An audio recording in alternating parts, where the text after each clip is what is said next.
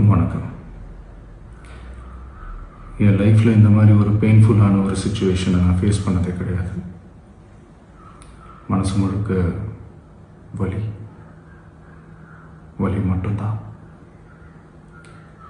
இந்த சுற்றுப்பயணத்தில் என்னென்ன மக்கள் பார்க்க வராங்க, அதுக்கு ஒரே ஒரு காரணம் தான், அவங்க என் மேலே வச்சிருக்கிற அன்பும் பாசம். அந்த அன்புக்கும் பாசத்துக்கும் நான் எப்பவும் கடமைப்பட்டிருக்கிறேன். அதனால தான் இந்த சுற்றுப்பயணத்தில் மற்ற எல்லா விஷயங்களையும் தாண்டி மக்களுடைய சேஃப்டி, அதில் எந்த காம்ப்ரமைஸும் பண்ணிடக்கூடாதுன்றதுக்காக தான் அது என் மனசில் ரொம்ப ஆழமாக இருக்கும் அந்த எண்ணம். அதனால தான் இந்த அரசியல் காரணங்கள் எல்லாத்தையும் தவிர்த்துட்டு ஒதுக்கி வச்சுட்டு மக்களுடைய சேஃப்டி மட்டும் மைண்டில் வச்சுக்கிட்டு அதுக்கான இடங்களை சூஸ் பண்ணுறது, அதுக்கான இடங்களை பார்த்து பர்மிஷன் கேட்குறது, போலீஸ் டிபார்ட்மெண்ட்டில் அதை ரிக்வெஸ்ட் பண்ணி கேட்போம். ஆனால் நடக்கக்கூடாதது நடந்துருச்சு.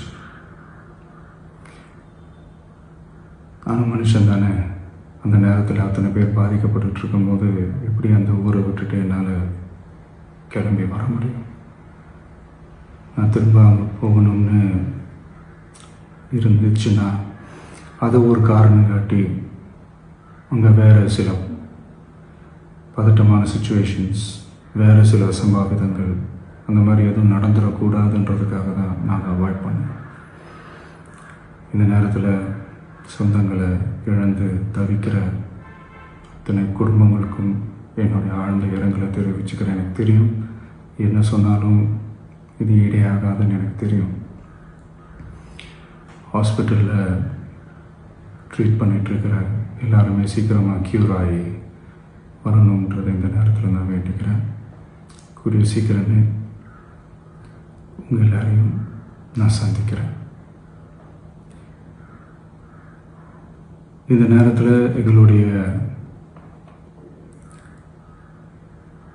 வலிகளை, எங்களுடைய நிலைமையை புரிஞ்சுக்கிட்டு எங்களுக்காக பேசின அரசியல் கட்சிகளை சார்ந்த நண்பர்கள், தலைவர்கள் அனைவருக்கும் என்னுடைய நன்றியை தெரிவிச்சுக்கிறேன். கிட்டத்தட்ட ஒரு 5 மாவட்டத்துக்கு பிரச்சாரத்துக்கு போனோம். இந்த மாதிரி எதுவுமே நடக்கல. ஆனால் கரூரில் மட்டும் ஏன் எப்படி நடக்குது, எப்படி நடக்குது? மக்களுக்கு எல்லா உண்மையும் தெரியும். மக்கள் எல்லாத்தையும் பார்த்துக்கிட்டு இருக்கிறாங்க. கரூரை சேர்ந்த அந்த மக்கள் அந்த உண்மையெல்லாம் வெளியில் சொல்லும்போது எனக்கு கடவுளே நேரில் வந்து இறங்கி அந்த உண்மைகள்லாம் சொல்கிற மாதிரி எனக்கு தோணுச்சு. சீக்கிரமே எல்லா உண்மைகளும் வெளியில் வரும்.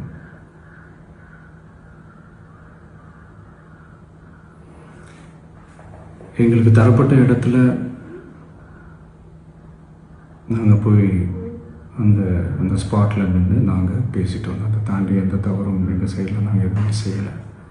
பட் இருந்தாலும் எங்கள் கட்சியை சேர்ந்த நிர்வாகிகள், தோழர்கள் மேலே எஃப்ஐஆர், அது மட்டும் இல்லை சோஷியல் மீடியாவை சேர்ந்த நண்பர்கள், தோழர்கள் அவங்க மேலே எஃப்ஐஆர்லாம் போட்டு இப்போ பிடிச்சிக்கிட்டு இருக்கிறாங்க.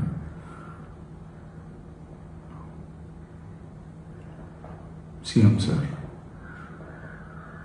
உங்களுக்கு ஏதாவது இந்த பழி வாங்கணும் அப்படின்ற எண்ணம் ஏதாவது இருந்துச்சுன்னா என்ன வேணாலும் பண்ணுங்க. அவங்க மேலே கை வைக்காதீங்க. நான் ஒன்று வீட்டில் இருப்பேன், இல்லை நான் ஆஃபீஸில் இருப்பேன். என்ன வேணாலும் செய்யுங்க. நண்பர்களே, தோழர்களே,